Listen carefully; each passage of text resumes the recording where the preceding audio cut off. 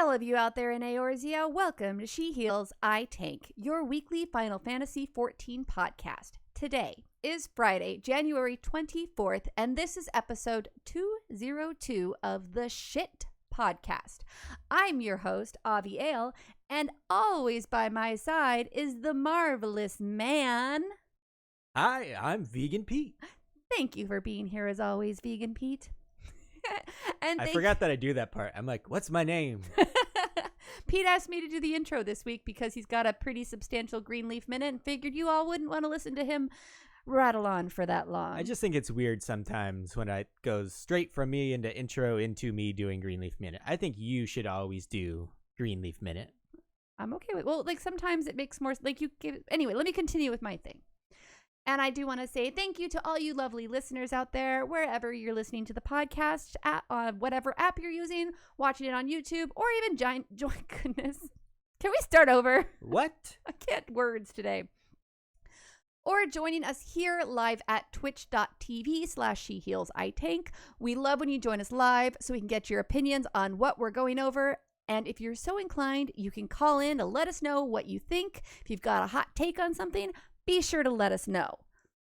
All right. So, Pete he ended it there, and I literally have like a list of subscribers. So thank you guys so much, everyone who's subscribed and for hanging out. I'm really excited to be here this week. I had some changes made to my retainer, so it is actually harder for me to talk right now. So if I lisp more or mess up words, I'm sorry. This is where you go, thank you for joining us live. If you feel like it, you can sub like these amazing people. What Pete just said. Like Zero Uno, Unlucky Assassin, Space Cadet 0514. You guys all subbed. God dang it. Subbed for the first time, and we really appreciate you. And Major Penguin 85. Love penguins. Ivory Mist, you subbed for 2 months in a row, and that means you've stuck around, and that makes you pretty freaking awesome. I know that we also got a 2-month sub right when we started from Naderade 19. I love seeing the 2 months. That's like one of my favorites to see because that means like you did it once, might have been a gift, chance. But yeah, you're like, I don't hate them. I'm willing to hang out a little bit longer. And then Allura for Real subbed for her 3rd month in a row, and I apologize if that pronoun was incorrect. I should not have assumed. And we got some bits from Susan and a sub by Pisky, aka Psyche Games. They got us to the next level of the hype train. Disco Cub, Spoonie, Bardarolin, the Steeb, Monica Sarn, all sub for 4 months. This is hard reading people's names. Sheep 2 for 5 months. This is what I've been trying to tell you. Sweezy for 6 months. Aurora 42 for 8 months. Hyperpixie Gaming for 15. KK McLeod for 20. And Eskimo No Phono for 23. And while we started, we had Broly 489 for 14 months. And Pete just said Psyche Games. So that's all the things. Thank you guys so much. I'm sorry that drags on. I'm sure that's not the most fun to listen to on the podcast, but it's the best way we can thank everyone because it really helps us buy new lights to make me look really white when we stream, even whiter than I am because I am reflective. But yeah, it's really fun to take the earnings that we get from the stream and You're the like podcast the and anti-vampire. You don't like disappear in a mirror. You just get like a star. You just emit light. I am. I'm like glimmer. So yeah, but so that we got new lights, but I've ordered diffusers and stuff, and we're figuring it out. It'll be fun. All right, Pete. Now it's time for everyone's favorite segment. People get mad if I do this. You still got to do it. No, you don't. Everyone's favorite segment. I set you up. You have to do it first, and then I'll do it. Everyone's favorite segment. Greenleaf Minute. You didn't even try. I tried to do your voice. No, you're supposed to just sing it. Greenleaf Minute. That works. All right. If you want me to do it, you can set me up again. No, I'm going Disco on. Cup said that they like hearing the community grow each week. I'm really glad then. That makes me feel better. Chili called me a fancy vampire. It's the Greenleaf Minute, and this week it comes courtesy of a viewer on my Tuesday stream this week. I was doing my normal pre-raid routine, going to the Gold Saucer to do my mini cackpots. And since I'm there, I, of course, visit the Triple Triad Trader to trade all my duplicate cards in You started to trade with the Triple Triad Trader? To get that MGP. So I sold them. When I did this on stream this week, someone said, "What? I didn't know you could do that. I've just been throwing away my extra cards. Oh, no. That's a lot of MGP, honey. They have potentially been missing out on a lot of MGP. Some cards aren't worth that much, but the ones that drop from the raids can be worth like 500 MGP apiece, and that adds up. So if anyone has been destroying your duplicate Triple Triad cards, don't do that. Stop now. Stop now. Oh my God, like this is a great Greenleaf Minute because people in chat are even saying I was so sad that it took me so long to learn that. Like you should do this. This is an important thing to know. So around that little center area where you do your mini cacpots, you'll find the Triple Triad Trader, and there will be a check mark next to the cards that you already have in your Triple Triad deck, and you can turn in those for some sweet, sweet MGP. And if you don't see that check mark by the card, then that means that you don't have it in your deck and you can use it to add it to your deck. Or you can be like me and not play Triple Triad because you don't enjoy it too much, so then you just sell it all for MGP because glamour is the true end game. Yes. And if you don't want to play, you can just sell all of them, even if you don't have them in your deck. And on an adjacent note, like side adjacent, kind of related, I can't remember if I've talked about this on the podcast or during one of my streams, but I'm playing Final Fantasy VIII right now. And that has Triple Triad in it as well. And honestly, I had no idea what I was missing by only having the version that we have in Final Fantasy XIV. So the Final Fantasy VIII version is I find it much better superior in Final Fantasy VIII. I don't know why they didn't just copy it and bring it to 14. Beef Chief 33 says that Triple Triad is the best part of Final Fantasy VIII. That's some hefty words there. I did start a second save just to play more Triple Triad on. Oh my, okay. Oh, thank you so much. Agitated Salamander just subscribed at tier 3. Now you can play with my face. Holy crap, tier 3 That sounded sub. wrong on so many levels. But the great thing about Triple Triad in Final Fantasy VIII is that you can play with all of your best cards. In 14, you can have one really great card in your hand, and then the rest are all lower ranks. Right. In 8, you can play with the best of the best. You can choose your hand, come up with something you've planned and intended. Well, you can still do that, but you can't have all 5-star cards. You can have one 5-star card and Ooh, Disco Cup said there's also a mobile Triple Triad game, Pete. He might be ordering that after the podcast, downloading that, or whatever words are that are hard to use. So yeah, you're limited on the cards that you can have in your hand in 14. And I kind of get this because you can earn MGP and they didn't want you to be too overpowered and get MGP that quickly. Right. But I can only understand that in the beginning because in the beginning of the Gold Saucer, there weren't a ton of great ways to make MGP, and Triple Triad actually was one of the faster ones. Right. There were people, I think, they just did that the whole time to get that 1 million MGP for, I forget even what the major reward was at the beginning, but Back I remember in the people day. farming it. But now that they have stuff like the Fashion Report where you can get 50K a week, I don't think there's any reason to keep this restriction in place. Let me play with all of my best cards. That's what I want to be able to do. I think it would make it much more fun. Especially when you're trying to get a card from an NPC. There's only a small chance of it dropping for certain ones. So you have to beat them over and over and over again. And it would just be a lot more fun if I could use my best cards all the time. Chili did have a comment to say, remember that the more cards you unlock, the more high-level cards you can add. I'm assuming that's for 8 because that does not sound like the 14 No, rules. that's in 14, but you still can't have 5-star cards. Like I said, I didn't really enjoy the 14 Triple Triad, so I enjoyed Glamour more, so I didn't really play it. And in 8, if you lose, your opponent gets to take one of your cards. Ooh, okay. I don't think this should be default in 14. Right. But I would like it if they added the option to play that way. Right. I think this would make playing against other people a lot more fun. Because as of now, you're just maybe getting points for the tournament going on. Other than that, you don't get anything except just the fun of playing a game. Okay.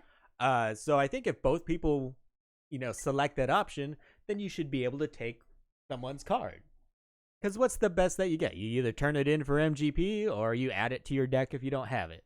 It's not a big deal. That makes sense. Well, I mean, maybe in 14 it was like you would choose one of the random cards out of the deck instead of getting to pick which card you take, because then you'd always take the best card. In 8, it's the cards that they played with. But So, no, like I mean that would be a way they in played. 14 to like make it.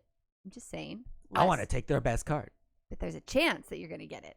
And there's also more to the game than just the numbers in 8. They also have elements on the card, which can affect how much it's worth. And this hasn't really come into play that much for me yet. But I think any sort of extra feature like that you can use for strategy is pretty awesome. Mm-hmm. So I wish 14 had that as well. That makes sense. See, so now do you understand why Pete needed to deliver the Greenleaf Minute? He had all these opinions about 8 that he's been playing on Sundays, and I thought that I could not read that because it wouldn't make sense. So that was a little mini rant to go with that Greenleaf Minute. That's not really a rant. Because that was more like a comparison. At the beginning of Triple Triad in 14, I was like, what are people complaining about? I mean, it's just a stupid card game. It's fun. It is what it is. Deal with it. And now I'm like, nah. They should change it. If only I'd known before. I'd have been spoiled the whole time. Apologies to everyone that I wrote off your complaints before. You were right. Pete doesn't say that very often. Now it's time for Avi's favorite segment. It's the tweet of the week. It is the tweet of the week, That Avi. doesn't even sound like you anymore. It's the tweet of the week. Sounds like it to me. It's the tweet of the week. You like it? You like a live read of that? Mm-mm. Can you give me some horns? It smells like you farted. That's your lip. What? The tweet of the week this week comes from Sufal Swooge and says, "Welp, taking a break from WoW and gonna go back to Final Fantasy 14. Whoop, whoop. Working through the MSQ on my white mage, but might try to level rogue/ninja since I don't really have any melee DPS. Should be fun. Excited to listen to @She Heals I Tank again." Woohoo! Thank you for coming back. We missed you. Thank you for coming back to the show and 14. And just so you know, you can still play WoW and listen to us at the same time. You don't have to stop listening to us just because you're playing WoW instead of 14. You can stay up to date on everything that's going on. Or just laugh at the ridiculousness that is Pete and me. Mostly her. Mostly him. No. Why are you trying to copy me? Now it's time for news and notes from around the realm. We've got some updates to optional items. It's not really like an exciting update, but if you have been thinking about getting that job jump potion and you've really been contemplating it and you just can't decide if it's worth saving the $5, well, you should do it soon, because on the 27th of January, that is in 3 days, they will no longer be at the discounted sale price. Currently, they are 20% off, which means they are $20 instead of $25. So take advantage of it now if you think you might want to jump up a level to 70. Yes. Because not to 80. Because there's a little part of me that was like, man, I wouldn't mind. Oh, it's 70? Still got to do those 10 levels. I got it already to 70. I don't need to get something to 70. I will say, with the Moogle Treasure Trove event going on right now, I have been doing my MSQ roulette. And I'm sorry. I'm leveling crazy fast. Like, I think, so it started on Tuesday, I think. Yeah. And I missed one day of MSQ roulette, but I've done it every day but then. And I think I might have thrown in the occasional leveling roulette. And I've gone from 70 to 75 in, 4 days? Just from MSQ, one MSQ a day and a leveling roulette? And occasional leveling roulette. That's pretty good. And then what class are you leveling? Bard, baby. What made you decide to level Bard? That was the only one that I had to level 70. Okay. That's a valid response. All right. It is that time of year again, Avi. Woohoo! Once again, a Valentine's Day. Oops. Burpee. That was disgusting. I'm so sorry. That one escaped me. That wasn't intentional. Valentine's Day will be returning to Eorzea. And you get a sexy burp for Valentine's Day, apparently. Not sexy. Not sexy. The event is going to be starting next Wednesday, January 29th, and you'll need to be at least level 15, as well as having completed the main story quest. It's probably pirates. As long as you meet these 2 requirements, then you can head over to the amphitheater in Old Gridania and pick up the quest titled Of Ardor and Argument. And the blurb we get reads, Lisette has returned to share the ardor and affection of House Valentione with love-lorn Eorzeans the realm over. What does ardor mean? I know, and then I can't think of a way to define it. It's not important. Like, It goes on to say enthusiasm or passion, yeah. Lissette's 3 proteges are competing to see which of them most deserves to assume the role of emissary of love for this year's festival. To that end, a vote will be held to decide who among them can offer the most inspired and insightful advice to Eorzea's lovelorn. Ooh, so there will be a voting period that will last until February 9th at 6:59 a.m. Pacific Standard Time. You only get to vote once, so you do have plenty of time to get this done. However, your vote will only be counted in the world where your vote was completed, drawn. What do you, like, you execute a vote? No, there's like an actual word that you use for cast, where you cast your vote. Words, guys, words are hard. That is today's podcast. I think it's going to be a caucus like Iowa. The votes will be counted separately for each world. That's basically what we're saying. Furthermore, the event will change as players continue to cast their votes. The results of which will determine which additional quests can be accepted as they progress through the story. So are we gonna like have a winner on each world, and we're gonna see whose world chose who for the winner? It seems like it is going to be that way, or at least that's how it reads to me. It's kind of fun. So the glamours for this are really, really cute. And the one thing we do notice, the difference in the 3 characters that we're going to be voting for, is that there is a color difference. So we've got the glamour, which is black, and then a bright contrasting color. One is yellow, one is red, and one is blue. And so it's kind of makes me wonder how many people will vote for the color they like the best. That's the base color of the gear, which is dyeable, or who will vote for like their favorite race or their favorite personality based off of the NPC. So I think it'll be kind of fun to watch how that plays out. So if you're allowed to jump worlds and your vote counts on whatever world you're on, and every world gets their own winner, I would like to invite everyone to come to Gilgamesh and vote for the yellow dude, because his name is Bert. And that was by far the best name of all of them. Okay. The others, that's a thing I didn't think of. Who's voting by the name of the character? The other names are Astrid, Oh, I like the name Astrid. and Rodrigalt. That's kind of an amazing name. Hell no. Vote for Bert. Make Eorzea Bert again. So chat is asking whether or not the gear is dyeable. It is dyeable, and my favorite part of the gear, which I do play a female character, is that it has asymmetrical tights where one side is kind of like diamond checkered and the other side I think was lines. And so that is a really, really fun. I love having pieces to play with like that for different glamours. So it is a very, very cute, very Valentine-y glamour. I think it's one of the best holiday glamourable, like dyeable items that they've come out with in a while. I really appreciate this one. So no matter what color you get, you can dye it to look like the other ones. Yeah, it doesn't matter which one you vote for. And they actually tell you what the colors are to dye them to get the color of the 3. It's Dalamud red, Othard blue, and Millicorn yellow. I have to say that I do like the red and the black combination the best, yellow, personally. Baby. I mean, I know our podcast colors are yellow and black, but I do like the red one. I don't really care. I don't know who I'll vote for. I'll probably vote based on personality for whose cutscenes I want to enjoy. And you also, you get it is gender locked. So you can either get the male or female, but you don't get to choose. It's based on whatever character you finish the quest with. But you can purchase the other sex's gear through the event. Can vendor. you? You can. Okay. Yeah. Through the seasonal event vendor. I did not know that. I read that. So that way, if you want it for your retainer or something else, or you plan on, using a Fantasia and changing things up, then you can go and you can actually purchase it and then make sure you have both sets, which I think is really cool. Because again, they are really fun shoes or fun glamour pieces. The reason I said shoes was I pictured Pete actually having, so they're men's dress shoes, and then you can dye the soles. So I pictured whenever we had to go to like an eternal bonding ceremony or something, Pete would wear those shoes, which are black, but then have like the metallic green soles on the bottom, because I could just see that being something like IRL he would want to do. And yeah, he's like, yes. So I thought that was a really fun, like kind of, they're just such well-designed glamour pieces that I'm really excited for them.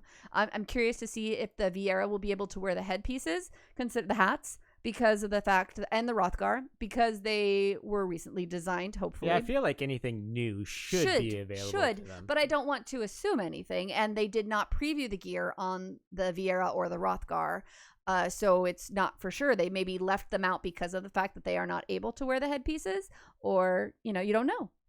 So it's just kind of interesting to find out. And I did see a question in chat. Are there any new mounts in the update?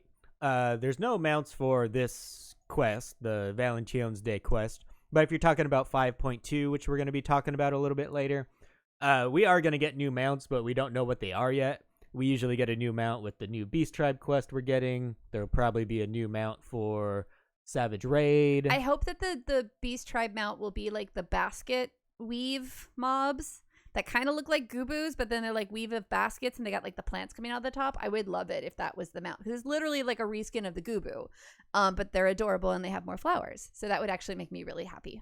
What do you hope it is, Pete? I haven't thought about the mount at all. We know. I literally thought of that right now. We know that it's going to be the Keychurn Beast Tribe, like the first equivalent of the Keychurn on the source. Uh-huh. It's going to be the Katari. Yeah. So it's probably going to be something like Ronkin. Oh. I thought it's not the guys with the big long ears? I thought it was them. No. Oh, I was thinking it was them. That's the new Mo. Yeah. We're getting the Katari. Well, balls. My bad. So yes, we finally did get some details on the next producer live letter. I can't believe that we're already on the 57th edition of that. Thank you for that sub, Chad XWG. You got like this sexy porno voice. WG. Anything I do is sexy. I don't know what to tell you. Oh, is that what it is? My burps are sexy. I need to remind me of this because I forget. It's not a thing. I think your pants remind you every time. Nope, that's not a thing. This will be part 2 of the preview of patch 5.2. It will be on Thursday, February 6th at 3 a.m. Pacific Standard Time. I'm sorry. Cater Pants just said Pete was a strip club announcer in his former life. Ah, yeah. Can we get Avi and Misty? Stage 3, Avi and Misty. Oh, shut up. What? Don't make stripper jokes about my name. I cut you. I haven't put both of them in there, baby. You did. I don't like it. This will be in Japanese only. As always, good places to look for some live translations for this are going to be Twitch and the Reddit Discord. Those are 2 of my favorites. They are wonderful.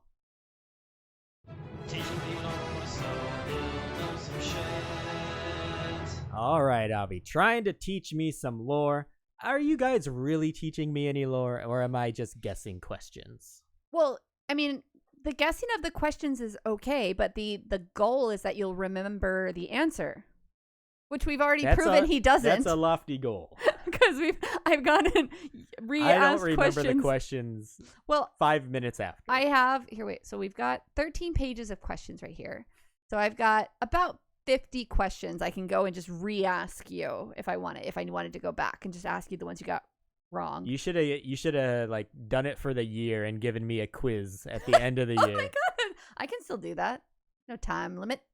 All right. So this week's question comes from Chuckletopia, and this question and lead up actually took up one of those 13 pages on its own. So Chuckletopia, I'll give you a little bit of story. Chuckletopia write a novel? Jesus. So yeah, sent me this question, and I said, okay, but I don't know, like without any context, I don't know that, he'll remember this because I didn't remember this. And I don't think that, I'd like to give him a little more hints. So you're saying if you don't know something, I definitely don't know something. Is that what you're trying to tell me? Cricket emote. I need to get myself the Stream Deck iPad app so I can do my own audio. So then Chuckletopia was just super inspired and wrote a poem. Ooh, a poem. Yeah. Is that a haiku? No. So this poem is called Does it rhyme? 2 Sisters. And I hope I don't mess it up. 2 sisters. 2 sisters born high, whose ancestors fell low, their plans of revenge nigh, as they ready their blow. Make sure you're listening, Pete. I'm trying. Okay. He's trying. Though they don't take account of an inspector extraordinaire, whose deductive powers are found, and none can compare. They have sacrificed all for historical truth, yet can't be blast through this wall of gentlemanly couth. Although not to plan, the truth was told to a Manderville man and his allies so bold. Their ancestors now struck out of the horrid light, Ulda now in the muck, for they caused the blight. Remember the dead nation these sisters people called home, who through brazen extermination were poisoned to the bone. That's a lot. I got goosebumps. It's so good. All right, so the precursor to Ulda, Belhadia, ruled over the same territory. When the ruler of Belhadia passed away, his twin sons decided to split the city-state into 2 city-states in order to avoid a succession crisis. One of those city-states was Ulda. What is the name of the other city-state? And this is from... I thought this was about Hildebrand. It is. You actually learn about this in the Hildebrand quest line. But it's like, yeah, it's back in the day, Hildy. Ooh. Yeah. Do you want me to, like... Oh, do I get multiple choice? You do. Okay. It's not going to help you, though. Son of a bitch. A. Kjornda. B. Sildi. C. Sordorn. Or D. Boravil. Do you have the answer on your screen? No. I need to see how they're... It's a wonderful poem. Thank you so much, Chuck. We need to like tweet that out or like, well, people put that in the show notes so that if you wanted to read it later, and we'll give Chuckletopia credit. I feel like Karn is trying to trick me into it because we have Sunken Temple of Karn. Okay. The one that looks kind of familiar to me is B. Okay. Sildi. Okay. I feel like maybe I've seen that, maybe even like a crafting item or something before. Okay. I'm going to go with B. Sildi. You are correct. Hell yeah. All right, so I am going to give a little bit of backstory that I also got. So that is not it. Oh, here it is. So it's actually lore that was discussed during the A Realm Reborn portion of the Hildebrand quest. Just knocked them all out today, and it's also wickable too. It was the main contention that the 2 sisters who were the baddies during the quest arc, as they were descendants of the aristocracy, the retainers of the Sildi, and wanted to bring light that it wasn't the Sildi, but the Ulda who created the zombie powder that took out the Sildi. You do your mic, Avi. Oh, I'm quiet. I don't know why it does that. I didn't bump it. Do you want me to read that again for you guys? I think it just cut out at the end. Okay.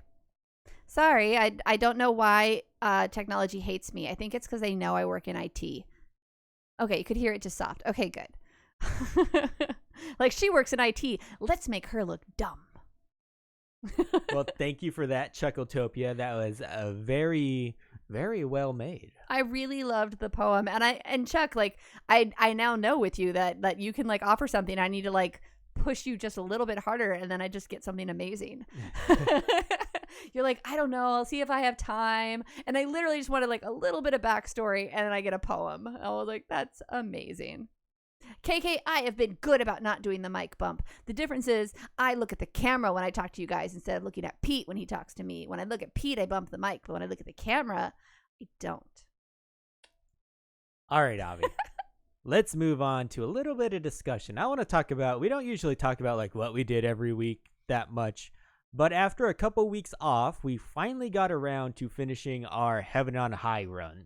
Okay, I missed last week because I was in Vegas. I think that's a good reason. We were off for like 3 weeks because of the holidays and stuff. And I hurt my back. Unfortunately, we had some unlucky floors.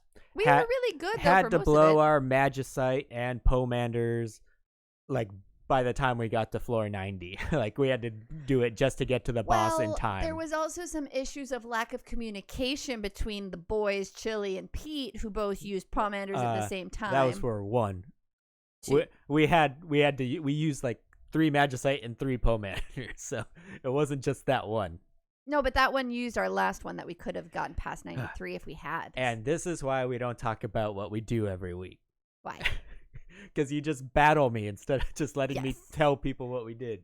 Because you did not communicate. Both of you guys were like, hit the button and like say the button before you hit the button. Like, I'm terrified to use any Pomanders before asking because Pete has like yelled at me about it. And then he and Chili just go and use Pomanders. And then they get like mad at each other. Oh, it has. And so why do you think I'm so like, are you sure? You want me to, you sure? It's okay if you sure I can use this pomander. It's because you're like super, super like controlling of how they get used. Not true at all. It was internalized chili. Another thing that's in her head. So. Oh, Kaylee just said it's true. Ooh, someone on my team. That heaven on high is always a problem. Nope. My team. I forgot my even point that I wanted to say about this now, because I had nothing to talk about, like, the pomander use. Chuckletopia said they both popped them together, then tucked their tail when Avi was like, let's focus, guys. Avi's never said, let's focus. I did. I was like, we are chatting too much. We need to focus. Anyways, what I was getting to was floor 93 took us out. It was a very good run. We just got some unlucky floors. Was not trying to discuss communication. How dare I talk or about how the pomanders. ran went when you're talking about the run? How the I ran went. apologize, Pete. I apologize for talking about the run. I think it was a really good run. I don't know why you don't think it was a really good run. I'm not saying it was a bad run. I was just saying that moment. Especially considering two people didn't have their weapons and gear maxed out, and you were learning a new job. Yeah. So you were learning how to play Black Mage. Well, yeah, I'm leveling my Black Mage in it. Like, I know how to Black Mage at that level, but I'm not like, ooh, I got this shit. It was also just had some really, really unlucky floors. Like, almost like I started out the paragraph talking about that. Oh, okay, I won't talk to you then. I'll just let you read, and the entire podcast can be you reading. No. Okay, then stop complaining about me talking to you. So we got unlucky, and I used up my luck earlier in the week when I got my first E4S clear and got the Gunbreaker weapon and mount. So I didn't even get anything cool from our Accursed Horde drops from Heaven on High, but two of the people that we were with did. Chili and KK McLeod both got their dodo mounts, and I thought that was pretty awesome. KK popped his right away and was running around on that thing, and it looked really cool. What do you think about the dodo mount? I think the dodo mount looked hilarious with KK's character on it. So he is a hire who is wearing flesh-colored leggings, which is a fashion atrocity no matter who you are, so he looks naked, and a top hat. And it just felt very perfect because the dodo runs around like it's on crack. Not even like it's just like, and then when it flies, and KK's legs are like beyond normal splits while his character is sitting on the mount, and so it looks awkward, like he's just like forcing himself on this bird, and then right behind his naked looking butt are these tiny little wings, and so when he flies it's like it's like flapping on his booty, and it's just hilarious. It was like, and when he rides, like his character like leans back like he's going so fast, and it was the funniest. Like, it was very cartoony. It was, yeah, it's like it's on fire. Like, the bird runs around like it's on fire, and it's like, like, it's really funny. It is worth the 14 million if you want, like, the campy, comical mount to run around on. I thought it was hilarious and really, really fun to watch. Like, I didn't even care that we died on floor 93 because I was just watching KK run around, and then when he'd fly, the little tiny wings. The dodos in general have like a special place in my heart. Like, I actually always loved my dodo minion, and I loved it when other people would have their dodo minions out, and then they would all like flock together, and we'd have this little flock of dodos who were just like hanging out and picking at the dirt. So I love that they kind of put that same kind of like little bit of extra into the dodo mount. I thought that was really, really fun. Oh, KK said that this may be one of his favorite moments. Oh, yeah, it was fun. And Chili went with a different approach. He did not pop his dodo mount. He checked the market board, and that sucker was selling for about 14 million gil on average. Yeah, that's a damn good, expensive like mount. So are you saying you want us to farm Heaven on High, and I'll actually play a class I know how to play? I mean, I beat it twice. So if you want to beat it. No, I meant like just for farming it to get dodos. Yeah, I do want the dodo mount. Somebody just asked if I DC'd. I don't know. Did you hear me? I don't know. They mean from the game. Oh, my internet just cut out actually. So it may have. Oh, yep. I got disconnected from Twitch, and I watched my Google Drive reconnect me, and I didn't realize I got disconnected from the game. Damn, Avi, you got shit internet. You should move to my house. My computer is just super temperamental. So yeah, the reason I wanted to talk about us doing Heaven on High is because I wanted to remind people that when you're in like a lull waiting for the next patch, Heaven on High is actually like really great content to do. I actually think it's some of the best content in the game. It checks a lot of the boxes I like. It's a challenge. It can be done with 4 or less people. It can give great rewards. That Dodo, 14 million gil. A really great hairstyle that the Vieira cannot use. And it can be pretty quick content as well. You don't have to do all the floors at once. You can just do a set of 10 at a time if you so choose and get it done over a few days.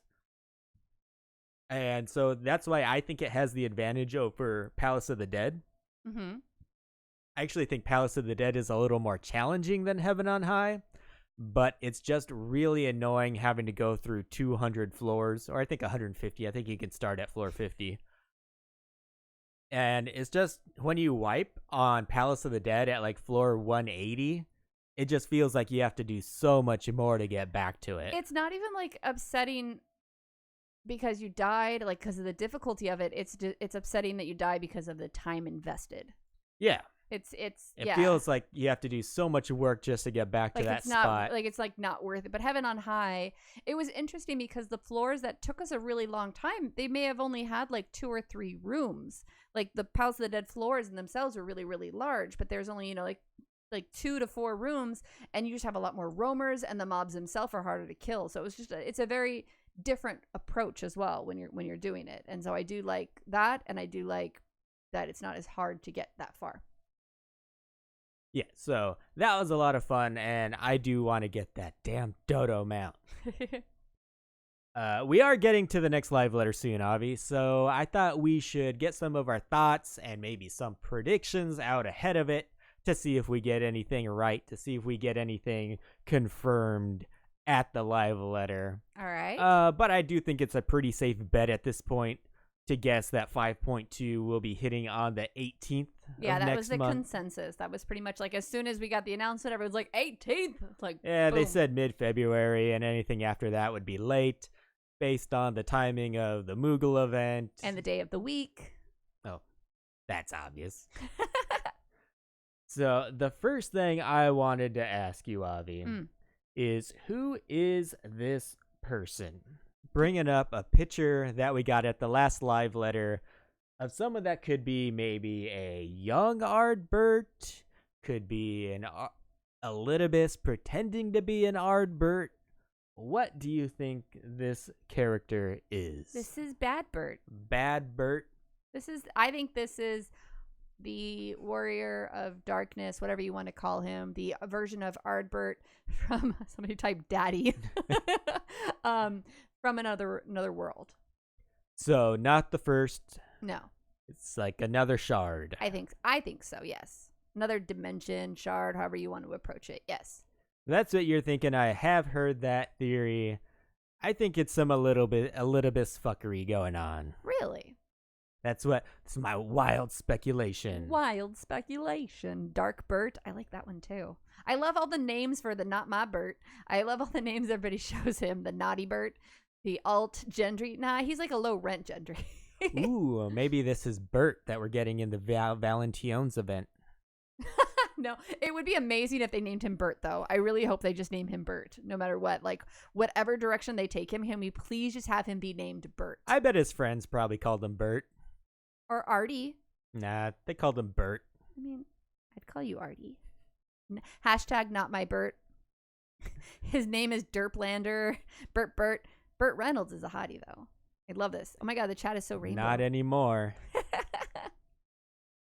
Chat literally went like red, orange, yellow, green, blue. Like made me happy. Another picture I wanted to discuss was this one. And this one they gave us for the Chronicles of a New Era quest series, The Sorrow of a Wurlet. And the thing that I thought was newsworthy in this was that it has Gaius in it. You can tell. Oh, it's his back. Yeah, it's his back. You can see his gun blade. That's right. And so this would make it seem like we're going back to the source. Yes, definitely.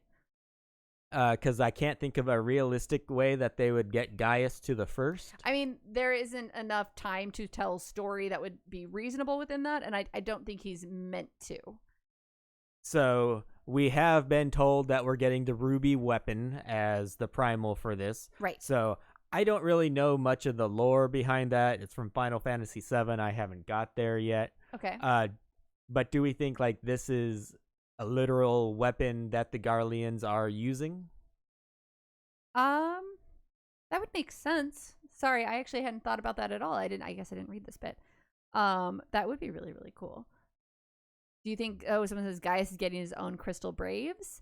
I do think it makes sense. Sorry, you cut me. You totally caught me off guard. I guess I didn't read this part. Or you were typing this part, I think, when I was doing stuff. Chili is agreeing in chat, and Chili is he's very, very excited for the ruby weapon. So, how do you think it will be used by them, Pete? I don't know. I mean, we know that Gaius has like infiltrated the Garleans. Mm-hmm. He's like in their territory. Where the patch left off last time, like I hadn't really given much thought to Gaius having anything to do with the next primal that we're getting, but I guess he's just like discovered a new weapon that they're going to use against us, and now he's forming a little party to try to combat it. But of course, they're going to need us to follow through and kill it. So it's interesting. Angelicus in chat says it's a bioweapon like the last one we killed. And KK says that the weapon was spawned from another planet. And it's just a lot of interesting like chat that it's another weapon, a long line of weapons being developed for war. It's really cool. And then Chuggletopia brings up a point, but they've been showing Gaius' story throughout Shadowbringers, but this doesn't show us there. So maybe this particular image is just a continuation of his story without us, which I agree with that. This does look like a bit of story that we're kind of like meanwhile, and we see Gaius going on. But I do think that the ruby weapon will come into play, and then we will be called to action. Like we'll be called to like come out and help at this point. Yeah, we're gonna have to help finish it off. Like they might discover it. But obviously we have to take care of it. It's what we do. Take care of things. Clean up the mess. And last week we went over the patch 5.2 special site that had nothing but a bullet point list. Yeah, not a little bit. And it had the trial listed Cinder Drift. And chat said that was what Ruby Weapon was being called. I went and looked at some translations, and it does look like that is the Ruby Weapon trial. They didn't accidentally tell us the name of the secret trial we're getting in. So Cinder Drift and Ruby Weapon are like same lines. In 5.2. And I really have no idea what that secret trial is. I hope they stick to what they said, and they're not going to tell us anything, and it's just going to be super surprise. But I do have a wild speculation for it, Abby. Oh no. Not a wild speculation. They're going to surprise us. Okay. This new trial will be a Hildebrand trial. I don't think so. Be cool. I love the Hildebrand trials, but I don't think so. They're going to surprise us with some Hildy. Jumping back just a little bit, KK McLeod did say that in Final Fantasy VII, the weapons are the planet/live stream's defense mechanism. So it's perhaps that the Ruby weapon is tied to something like that. I don't know what that means, so maybe. Awesome, Pete. Chile says it's going to be Hades Ultimate. The fight is now 20 minutes long. Oh, jeez. That sounds like hell. I don't wanna. Yeah, I'm getting, E4S. We finally cleared it this week, by the way. Oh, congratulations.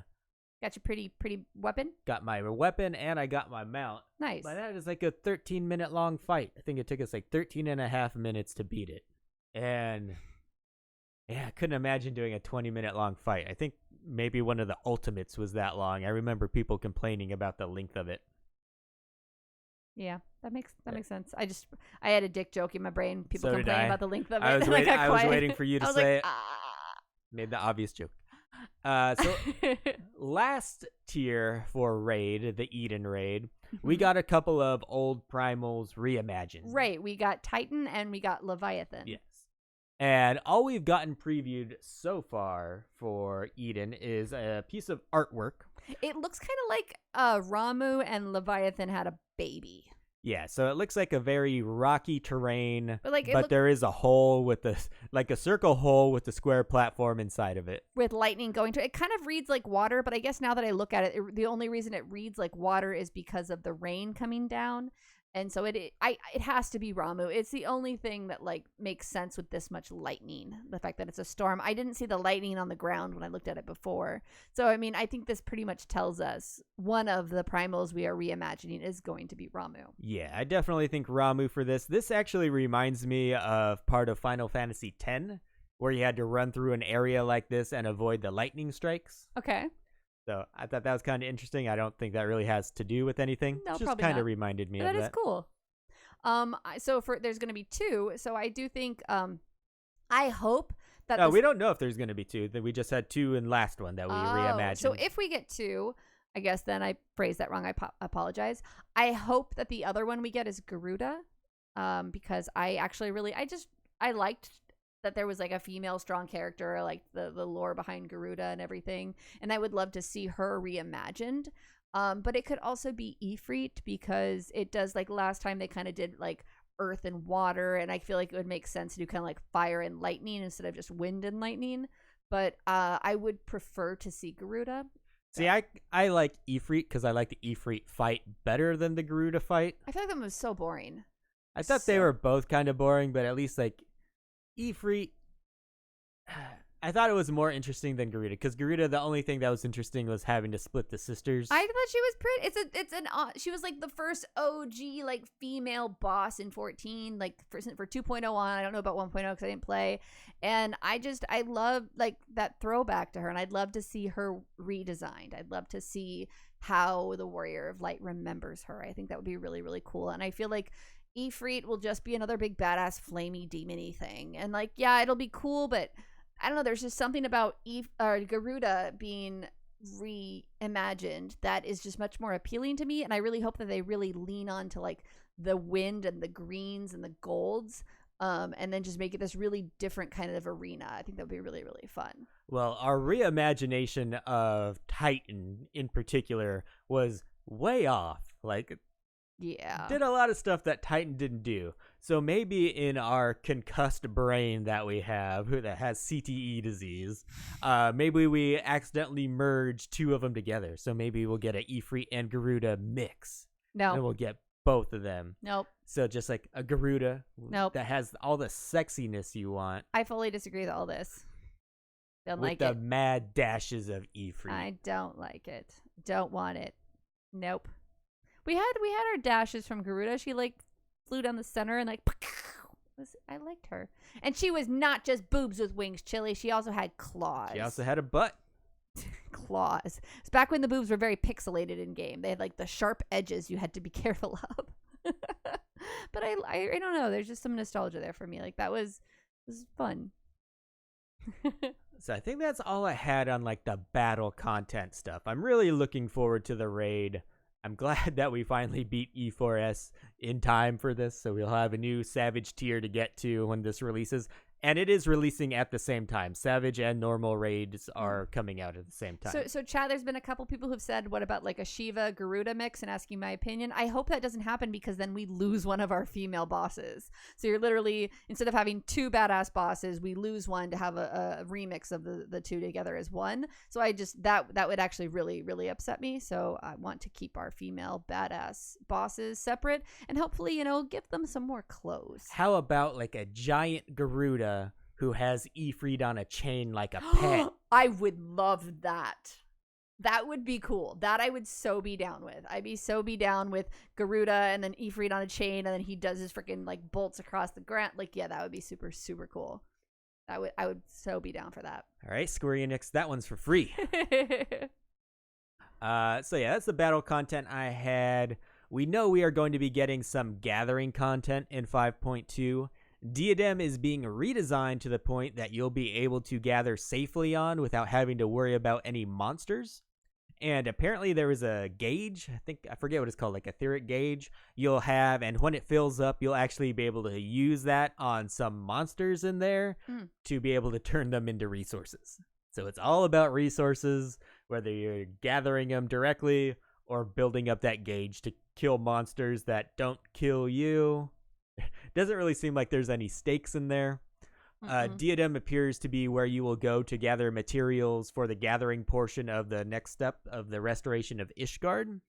It hasn't been talked about, but I think we'll probably get a gathering fate in the Diadem. Since they added one for crafting, I would imagine they add one for gathering as well. I don't know, because we're getting like a whole zone and this whole different sort of system. So you But they also already think had- there's going to be a fate? They already had like a fate system in Diadem before, That's so true. I don't see why they wouldn't do that one. I think it'll be something similar to the one we got for crafting in Ishgard. It's just going to be go gather shit to turn in. Pretty much. I think this is going to be pretty similar to what we got for the crafting portion of the restoration of Ishgard. It will be in that, it will be super busy like the first week. Oh, yeah. Like the first 3 days. Until the server completes it. Yep. And then it will be dead for the most part. Obviously, there's still some people in there. But since the first part of the restoration was completed, the only time I ever hear anyone mention it or talk about it is when people ask what's a good way to level your crafters. Oh. Because that's still a good way. But besides that, like, no one's really talking about the restoration of Ishgard unless they're just like hoping that it does lead to the housing area, which probably will. It's because it was disappointing that it was so much hype and it was so fun when it first started, and it was just over too soon. No one likes a really good thing that ends before they want it to. Just like sex. That was my joke without having to actually say that. In case anyone didn't get it, yeah. I'm here for you. So after we complete this phase, I can see Diadem only being used for people looking to level their gatherers. I'm hoping that for this next live letter that we get on the 6th, they will talk about something else that will keep people's attention in Diadem after the restoration phase is done. Mm-hmm. Because if there isn't, why didn't they just forget about the Diadem and add the gathering part to places in the open world, the overworld? Because they're still trying to, like, save Diadem. Yeah, but why? Because they want to. Let people out in the world that are like leveling and questing, doing fates, let them see all these people who are gathering and contributing to the restoration of Ishgard. Because I think that's kind of cool. And by seeing everyone doing this, then you go, hey, maybe I want to try gathering.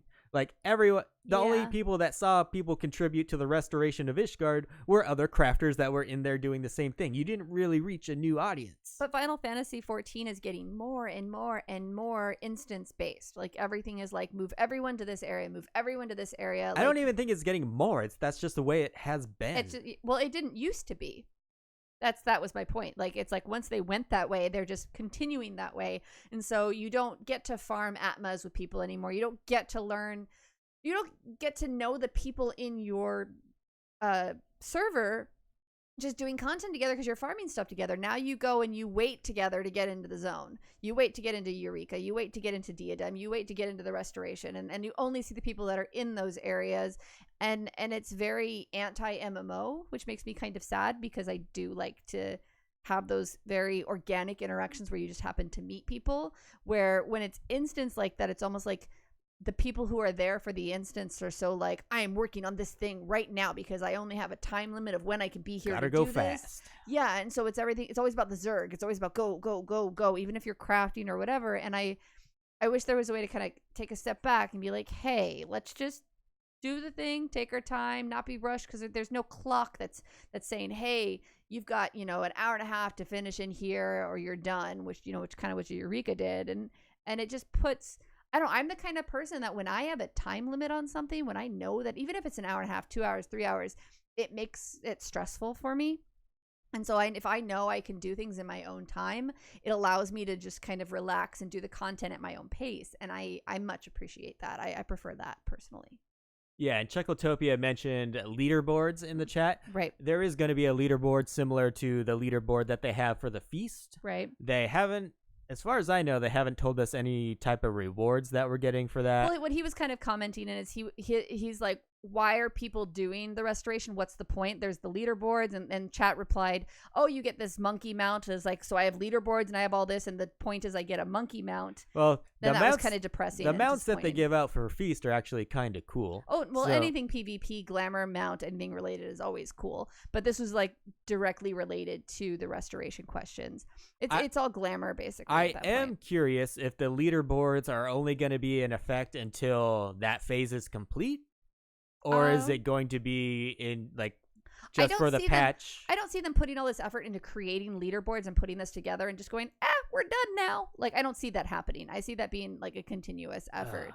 Then I don't think I will ever make it onto that leaderboard because, like, I'll craft to get something done, but I'm not just going to craft and craft and craft and craft to You don't want a PvP craft? To try. It's not even PvP craft because, like, no, it's just whoever can play the longest and craft the whole time. But you're, like, competing with other players. Yeah, you are, but you're not fighting them. No.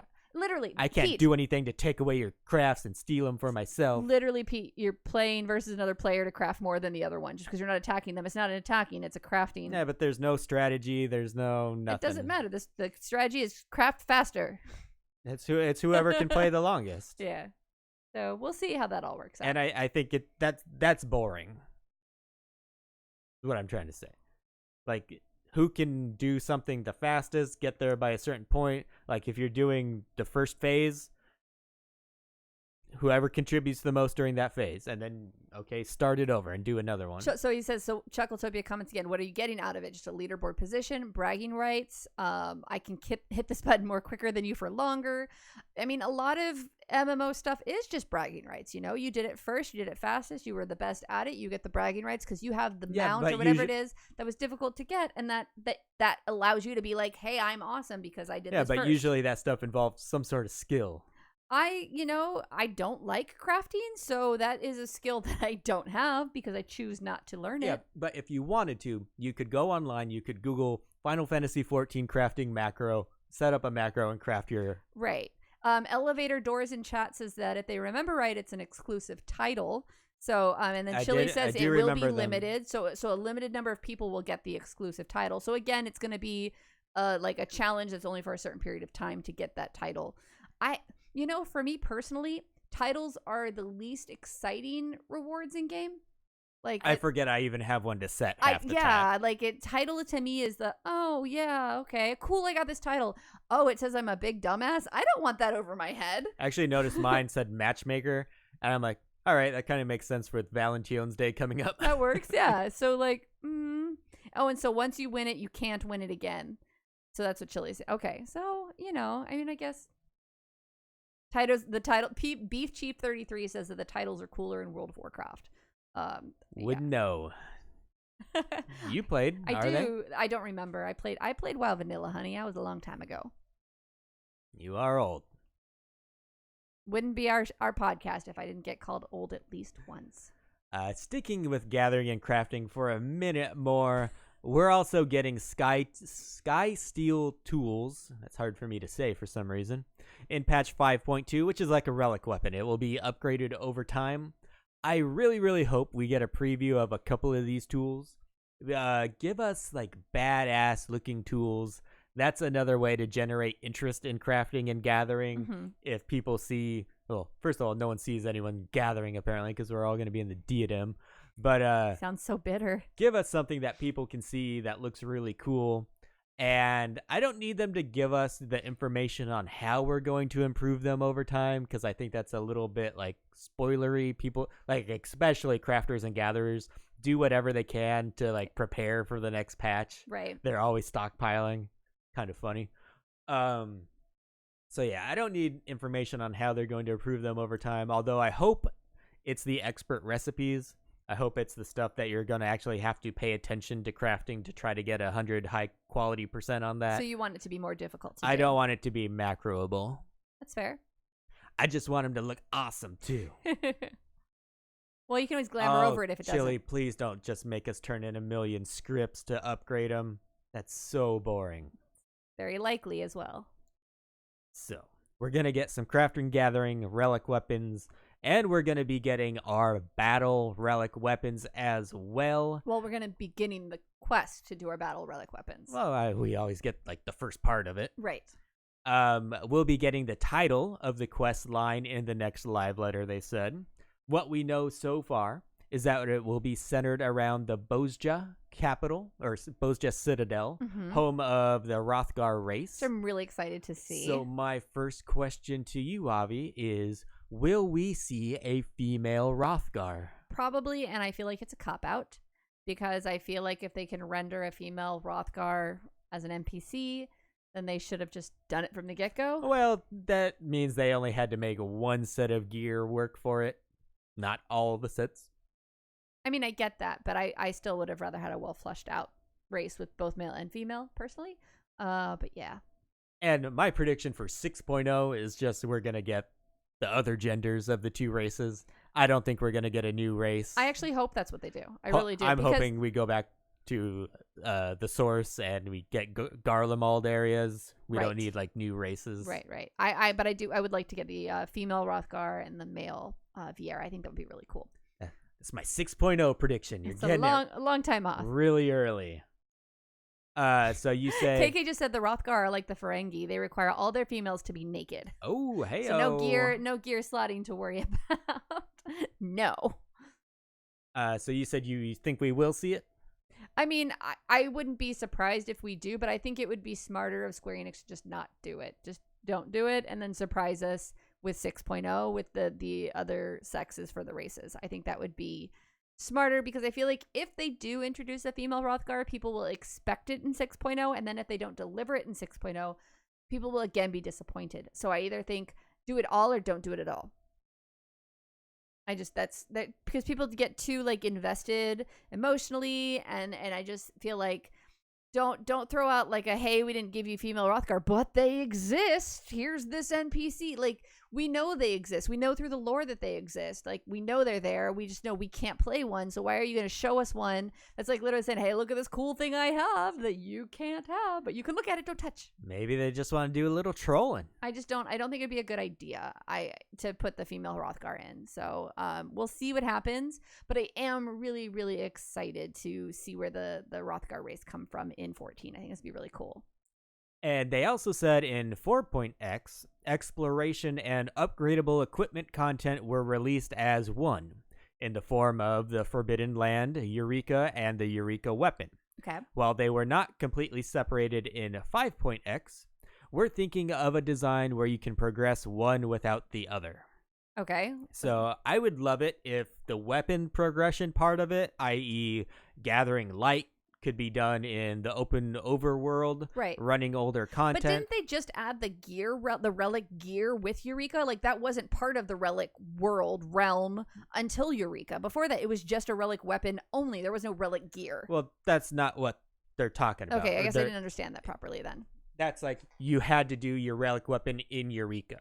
Right. Now they're trying to say there's multiple options to level it. That I would love. Do it separately. I would love to have multiple options, different ways to go about doing it, because I did not enjoy Eureka. Yeah, that's what I'm hoping for. Let me do it in the people are just going to do the most efficient way, but I also think it's wonderful to be like, yeah, that may be the most efficient way to go about it, but I don't enjoy that. Yeah. So I'm going to do the thing that I enjoy doing, even if it takes me longer, because it's my time. Yeah, if there's another Eureka type area and you do it faster in there, 100% fine. But if you give me the option to just like get a little bit of whatever levels this weapon whenever I do a roulette or something like that, I would love that. Yeah. Hell, I'm ready to do Atmas again. I'm ready to do books again. You never had to do books. I did all but one book. No, you did them when they were nerfed. I'm still like, you can't even talk about, like, I farmed books for you. Like, you can't even. I'm ready. Give me more legitimately books. farmed those freaking books when they were like the thing to like spend days and days. And that's when I made so many friends in game. So like, I complain. It's one of those things, like, I guess we had a conversation at work. It's like for people who have kids, it's like the childbirth pain and then the kid not sleeping thing and how much it sucks when you're in it, but then afterwards you kind of forget how much it sucked and you're like, yeah, let's have another one. Like, it's kind of like that. Like, you forget how bad the grind was and you're like, let's do it again. It's cool. I miss that. I still don't think it was that bad. You didn't have to I deal did with most of it. No, you did it when it was nerfed. No. Yes. No. I remember. Uh, Wimpy little paladin. I really do hope that they give some sort of open world leveling system for it so I can actually do it like on my DPS while I'm queued for something. KK McLeod said that's about the most apt analogy for relic weapons. It's like giving birth. You're welcome. Some of you crazy fuckers do it 8 times. I responded with that's for me like tattoos is like I forget how much it hurt the last time I got my tattoo and then I want another one and then they start doing it again. I'm like, oh yeah, this hurts a lot. That's why I waited 3 years before I did it again. So tattoos are my children, I guess. So yeah, I'm really excited that they at least told us that. I hope for a little bit more information on how that's going to work, if they've even fleshed it out, because they said we're thinking of a design. Like they haven't nailed it down yet. 14 hasn't done that a lot, where they give you like options to do the same thing. I like the same way to level something. It's all kind of like you do this, you do this, you do this, like A, B, or C, and like those are the only options. I like that you have the ability to kind of do something else. Like getting light for your weapon, I thought that was great because it was the option was there for people who just wanted to go for like wherever the light was. I'm just gonna say shining the brightest, right? And you would run that content, or if you just like wanted to take your time, you did what you liked. You just did your roulettes and made sure like the light didn't really matter because at least you were earning decent tomes while you were doing it. You were kind of like, all right, it's like 2 birds, 1 stone kind of thing. But if you actually wanted to put the effort in, you could do it that way. Yeah, let people poop socket if they want, and let everyone else go at their own. Or you could like place. help somebody else level and do these other dungeons, and like, well, you know what? At least I'm getting light for my weapon, so I'm helping you do this thing. I did like the light. I really did. Like that's really fun. Chad now is talking about their teenagers. I am so sorry for all of you. How about you just get a tattoo instead? No? It's cheaper. Yeah. All right, Pete. So you are you're big on like predictions and wild speculations. So what is your big idea for 5.2? Yeah. When you say that, I don't want people to take me too seriously. Take him super seriously. I like talking a lot of junk. Take him so serious. So I will say my big prediction for 5.2 is that ocean fishing will be the best piece of crafting and gathering content that we get. This one actually is semi-serious. Do you think it's going to be like the best crafting and gathering content ever? Could be. It could be. Thank you for those bits, Chili. It's for the truth bombs. It depends. Like, I get the feeling that we're going to queue. We're going to get probably like a group of 8 all out on this fishing boat. Okay. And I want to see what zone they come up with. Like, and I want to know, like, oh, do we have a speedboat? What are we on? No, it's a deep sea fishing boat. Like deep sea fishing, if you weren't a vegan, you might know is on it's like a medium sized boat, and you can usually fit actually probably like 50 people on it. If they're larger boats. That's why I thought it'd be like a speedboat since we only have 8. Well, that's your guess is that it'll only be 8, so it might be 24. It might be a raid. Fishing alliance. Yeah, that would be kind of cool. That would feel more like deep ocean fishing to me if it was an alliance. Like it needs to be a big group of people. And there's gonna be something to trigger like an event for you to try to catch like whatever special fish. I feel like I feel like you guys are gonna have to work together to catch a big fish. Is there gonna be like a shark? What are you gonna have to do? You're gonna have to all like cast your reel at the same time. Well, one guy's gonna press a have button to at the same poke time. it with the thing, and the other's gotta get the like other thing. I don't know how to fish, like a harpoon. You guys gonna catch a whale? I don't know. I think it has potential to be actually kind of damn cool, and I don't think it will be hard to have more legs, anyways, to stay relevant more or stay relevant longer than Diadem does. Sorry, I started laughing because Chili said someone has to hold the Lalafels holding the lines. I just pictured them holding like the Lalafell legs when like their legs are kicking. They're like, I got it. I'm sorry, but the Lalafels are bait. Oh, it's kind of, yeah. We're catching whales and Lalafels are the bait. Yeah. Oh, KK said the same thing. All right, potatoes are delicious. All right, Avi, one big prediction from you. I didn't have a big prediction. You kept trying to like force one out of me, and all she did was fart. I did not. That was so you. You got. I was like, give me that big prediction. You were like, no. What do you think about that, bitch? That's exactly what she said to me. Okay, no. Well, Pete, so he kind of was like asking me about like with the FC ranks increasing, what I thought might happen from that, and I said I think that perhaps we'll be able to now purchase the rank 3 buffs, and then the rank 4 buffs for the So FC will be craftable. A new one to the workshop, a rank 4 one. So we'll be able to craft a rank 4 maybe, and then we'll be able to purchase the rank 3. Sorry, that's not as exciting as me farting and Pete saying. I don't even know what. No, you said that. Oh, you farted and told me, "What do you think about that prediction, bitch?" That sounds like something I would. That's a direct totally quote from say. Avi Ale. Yeah. All right. The biggest piece of content that we're getting with this patch, of course, is umbrellas. Right. Umbrellas are being added to the game, the stuff that everyone was asking for. I mean, I live in San Diego, so I'm not used to these umbrella things. Like, this isn't something we have to use very often. Big question, Avi. Will the umbrellas be dyeable? I think more importantly for me is where there'll actually be an animation associated with them.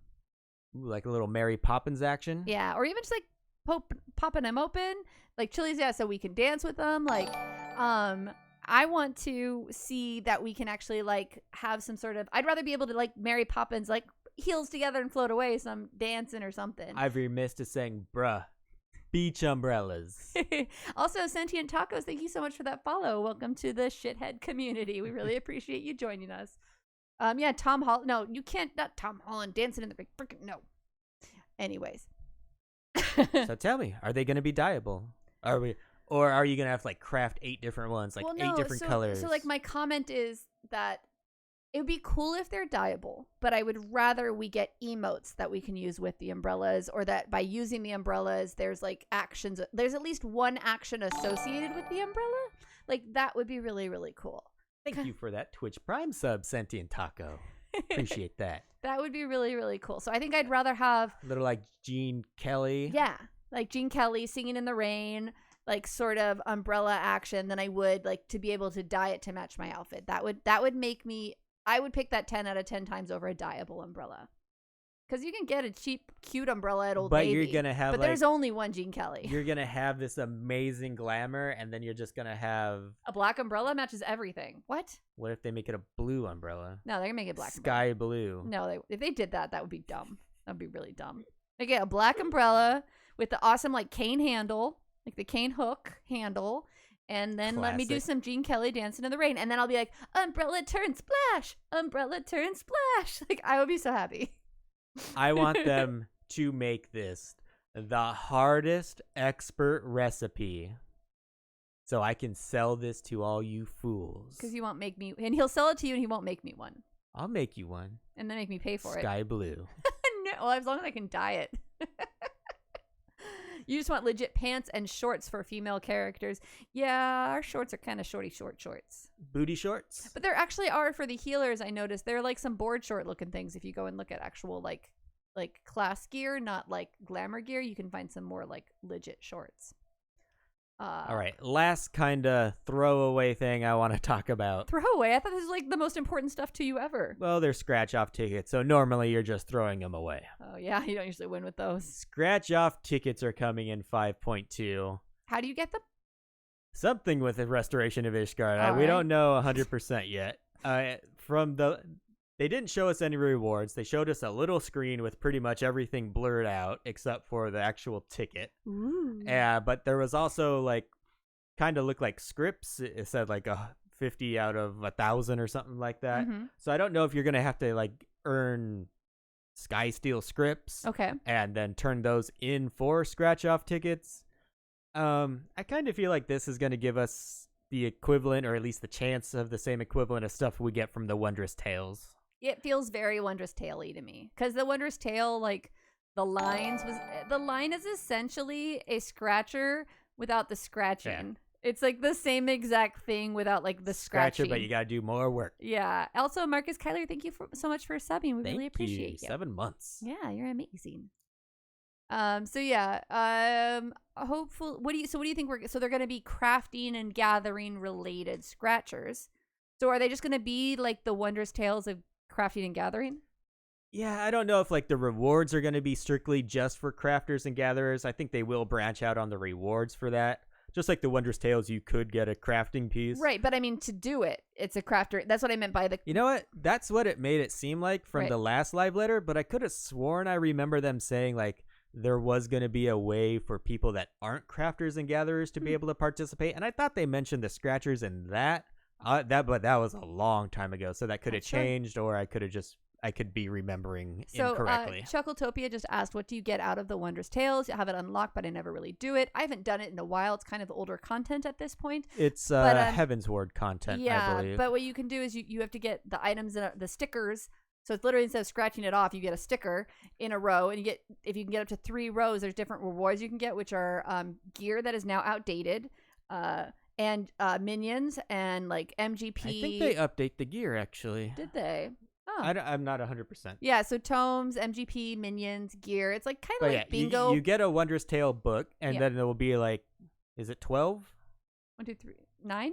9? 9 9 or stickers? 12 It's 9. pieces of content. Oh, the pieces of content. So yeah, you get like a random selection of like leveling roulette, like level 50 dungeons, or like this particular trial, this MSQ, and you have to do those things to get stickers, and then you get those stickers, and you can rearrange your stickers randomly, periodically. But it's worth doing if you do it every time. But your book also does expire. Yeah.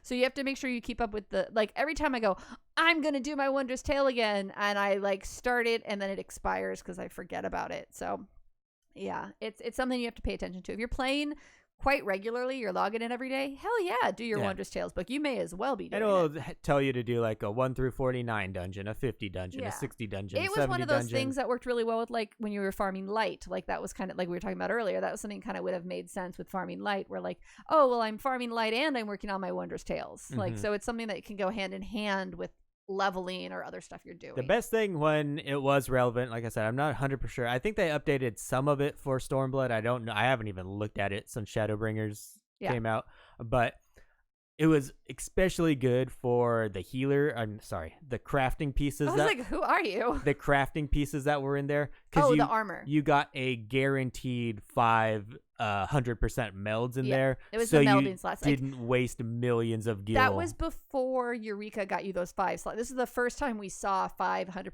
meldable slots was when Wondrous Tales came out. Yeah. So it was a really big deal back when it was new. And that was a really big deal for crafters, especially because crafters. those were the most expensive material. So they like crafters were like hardcore like into it, like I am going to get this. So yeah, it was pretty cool. All right, I think that was about all the speculation and predictions I had for 5.2 and the live letter, I would say. So let's move on to the community roundup, partner. And for this, I have another picture I want to show you guys. It's really cool. So on Reddit, a person named Samir Bundela, and I apologize if I did not say your name correctly, posted they had won the Indian Championship of Cosplay. Like, not even Final Fantasy.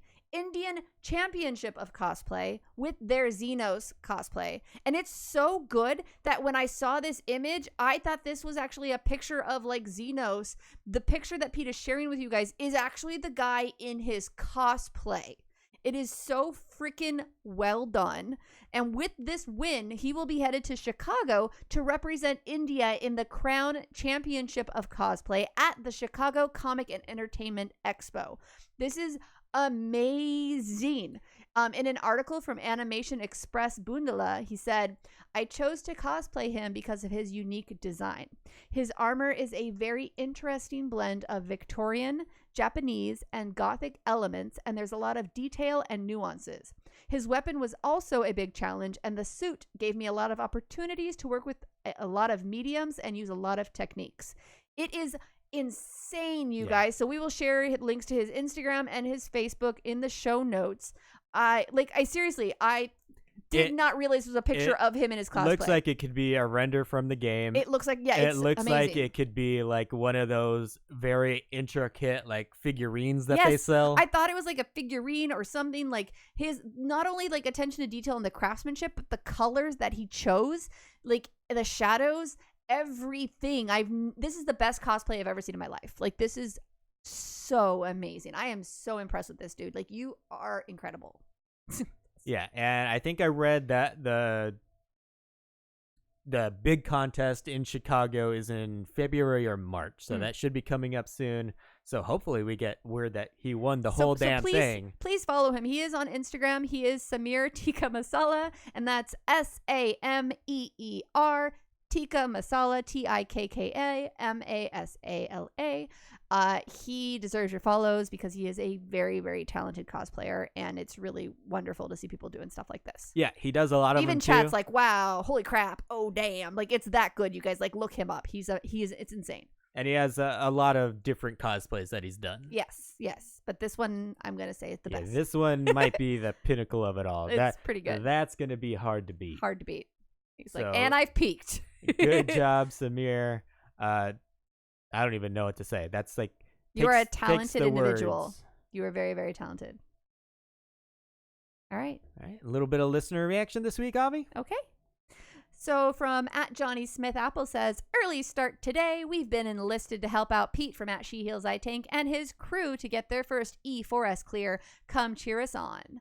Twitch.tv/JohnnySmithApple. Yeah, we met Johnny Smith Apple at TwitchCon. Mm-hmm. And you and him have been chatting a lot lately. I think that's awesome. We've been playing together because he's been helping us out. He's cleared a Savage long time ago. Okay. But we had a tank had to be out on Tuesday, and he was kind enough to fill in, give us some pointers, and we got our first clear.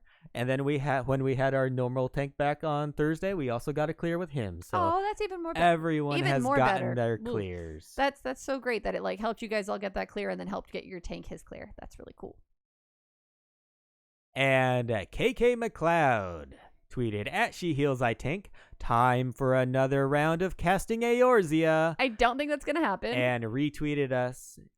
Someone saying Henry Cavill would make a great Thancred. Okay, so many people liked this on Twitter that it upset me. Totally wrong. It's so wrong.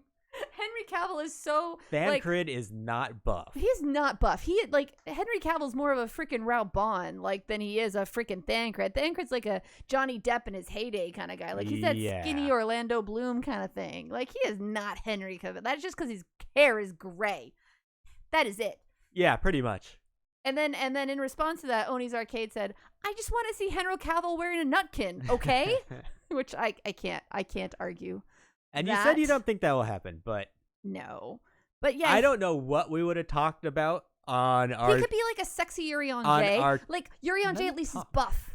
On our 200th episode, we had nothing to talk about in the game because there was absolutely no news at all. Mm-hmm. It's a good thing we had the 200th episode. Like, if we have another stretch like that, we're doing casting Eorzea. Oh, that's what you're trying to say. Okay. A lot of people, it was a very polarizing contest. Yeah, it was 50-50. Yeah, some of you loved it, some of you hated it. Yeah. So, but yeah, I'm sorry. I do not support Henry Cavill as Thancred. I would see him as a Urianger.